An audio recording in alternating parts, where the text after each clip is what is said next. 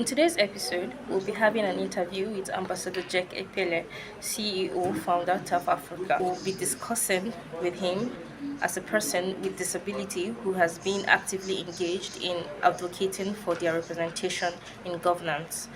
Good day, sir. Thank you, Gloria. All right, sir. Can we meet you and tell us what you do? Can you share your personal journeys and experience as a person with disability who Well, as you know, I'm a person with albinism, and I remember vividly as a young person with albinism, I didn't know I had albinism. yeah. I didn't know what albinism was. I knew that I was different from any other person. The agitation in my mind was, why am I different? I think a remarkable thing happened to me that I remember all the time. As a very young kid, I think I was about 3. I came out, I was having a bath just like every other children in the stream, and then my dad called me. And you know what it is when your father calls you. Yeah. So I quickly ran out. I was running to answer the call and ran into a tree. There was, a tree in the middle of the road Yeah. and had a cut. So I started crying and they came and lifted me up. So I asked, why didn't I see the tree? And so my dad said, look, you're different. Your type of eye is different. Different. Um, so at that point, I began to feel the difference, between me and those around me. Yeah. And of course, the the quest to know who I am began from that very That very point. The moment. moment, yeah. Right. So, can you give us a rundown of what motivated you to advocate for rights and representations of persons with disability in governance? Well, I just said to myself that instead of complaining, the best thing to do is to create a pathway for persons with disability to get into a position of authority.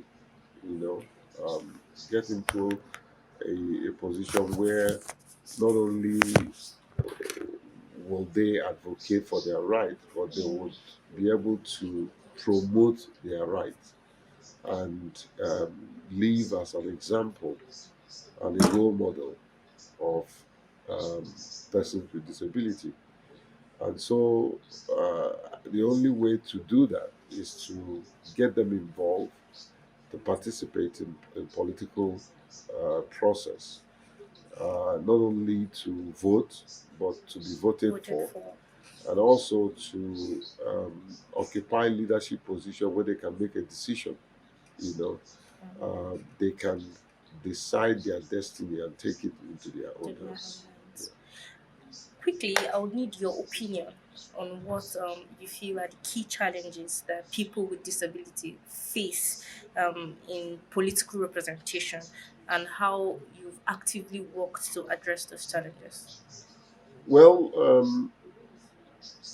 from experience, the first challenge is the community of persons with disability themselves, Okay. getting them to understand their right to vote and be voted for, their participation, you know, their um,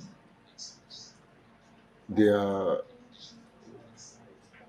being able to get into the political parties, you know, understanding the devices and opportunities that the electoral process has for them. So, persons with disability community. The second is the government itself, Okay. all strata of government that is responsible for electoral administration and all that. Yeah. More pointedly, is the what we call the EMBs, the electoral body management. You know, electoral body management, the EMBs, the likes of INEC and SIEC. See.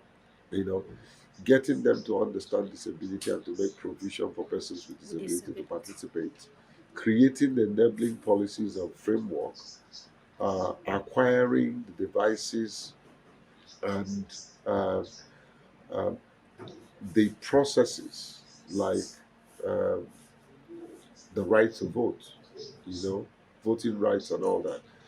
Okay, that's another one is the National Assembly and the State Assembly that makes laws, that will entrench inclusivity in the electoral process. I think fourthly is the political parties, Yeah. their internal democracy to accommodate inclusion, getting persons with disability in several party structures and leadership position. You know, another is the security operatives. You know, getting them to understand The the security challenges. challenges of persons with disability, and I think finally the civil society. Also, getting them to um, factor inclusivity in their programming and to advocate for persons with disability and to ensure that they protect the social interests um, and political interests of persons with With disability. disability. So, yeah, these are a category of people that People. we have Yeah. streamlined and outlined as people that are absolutely needed if we must succeed in driving political participation of Motivation. persons with disability. Yes. All right. Um, as a strong advocate for inclusions of persons with disability in governance, how do you perceive this inclusion to positively impact policies and decision making processes? Um, there is no doubt that when you are sitting at the table, when a decision is being made, um, that you will make your voice count, even though sometimes you can be in the room and your voice is not Not heard. good. Okay, but let us have the opportunity of To being in the sit. room. You understand? At least, at most, whenever decision is being made, they will turn and say, "What do you think?" You know.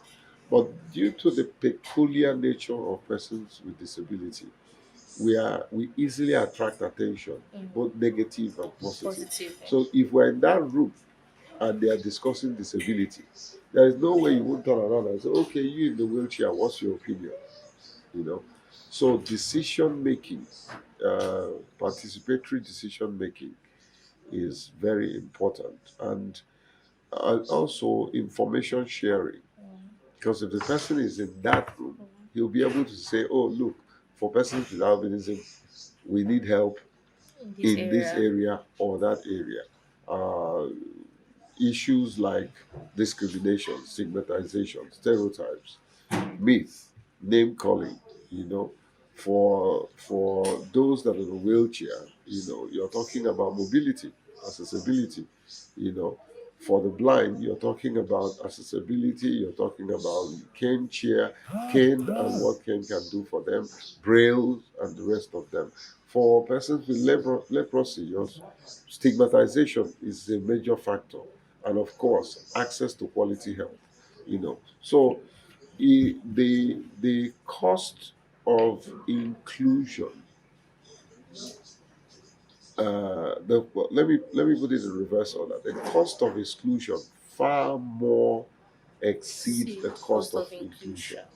inclusion. So once you are not left behind, the whole community can move forward. But once you're left behind, others can move Move forward. forward. Yes. Thank you very much. Sir, quickly, we know you've had lots of achievements and milestones. I would like you to take us through, I'd like you to highlight some of those achievements and milestones that you've been able to, reach through your advocacy work in the representation of persons with disability in governance. Okay. First of all, I haven't achieved a lot of milestones. Um, Secondly, it has never been my singular effort. Okay. I do have a team that I've built over the years and a team that I can trust. As a matter of fact, I'm just the face of the work you see. There are people behind me who are really doing the Doing the work. work. However, we can pride ourselves humbly to say that we were we single-handedly pushed for the national albinism policy for Nigeria, and it's the first albinism policy in the In the world. world. We were responsible for introduction of albinism in the UN system, you know, in AU, African Union, and several other bodies. So advocacy had paid off. And of course, when we came into the bigger space of persons with disability space, we've done a lot with a lot of policies and frameworks. But also, I think our most impactful milestone is the introduction of inclusivity in the um, Electoral Act 2022, the repealing of Section 54, subsection 1 and 2 of the Electoral Act 2010 to the replacement of uh, the Section 56, subsection 1 and 2 of the 2000 and, uh, 2022, So, yeah, Electoral Act, and of course, bringing to the fore the issues around participation of persons with disability. We have given very strong uh, advocacy, strategic advocacy to that, and several other small milestones. The enactment of the formulation of the inclusive education education. policy, the agric gender policy, water resources policy, uh, eye health policy, and several others. The focus has always been to look at several policies and see, are there gaps? Are they inclusive? If they are not inclusive, how can How we can we reverse it to ensure that they are inclusive? inclusive? But however, I like to always say this, that your greatest enemy can be your last accomplishment. So I don't think we have accomplished as much as people People think. think. So there's a whole lot of work to be done, and we are set out to continue to work to ensure that our aspiration will see the light of the day. I think it's important to underscore one of my greatest passion, and that is what happens to the rural dwellers. And so we are Yes. beginning to work with state government Okay. at that level to introduce inclusive Inclusive. governance. And many states has embraced it. We're working now in Bayelsa Biosaf. State. We've done something in Plateau State. We are working in Sokoto State. We're working in Cross River State. We are gearing up to go to other states. But I think it's important to make this clarion call to, especially the governors at the subnational, to embrace inclusive governance. And what it simply means is open up your governance space and allow persons with disability to play key role. Let's go beyond special advisor to commissioners, you understand, Yes. to secretary to Secretaries. government, and all that. And of course, the governor should also be magnanimous enough to create the space for persons with disability to be elected into the uh, uh, state assembly. But however, give us even the low hanging fruits, councillors, As chairman of local chairman. government, and all that. So I think that's one of the things that we want to achieve as much as possible. So, how do you think governments and political institutions better support the active participation of persons with disabilities in decision-making processes? Well, first of all, is to allow them to participate in making decisions, you know, for for what happens at the subnational and even at the national level. So decision making is one, participatory decision making. The second is to design projects and programs that will accommodate the interest as those who are on the demand side, you know, design programs and projects that will accommodate interest and also enhance their participation. Okay, create policies that will live after you if you're a governor, um, so that you can document the things you want to do for persons with disability for the Disability next administration. administration. You know, access to health, access to education, access to justice, you know, access to social uh, amenities and investment that will enhance the livelihood of persons with disability. You know, it's very paramount if we must win the war for true inclusive governance, you know, which include persons with disability. Disability. So, sir, we'd like to know, have you encountered any specific obstacles or resistance in your advocacy efforts, and how did you overcome them? Well, encountering difficulties and challenges and things of that nature is part of life. I have Yeah. several, Mm. whether it's in human capital development and the challenges of managing human resources, whether it's funding of projects. As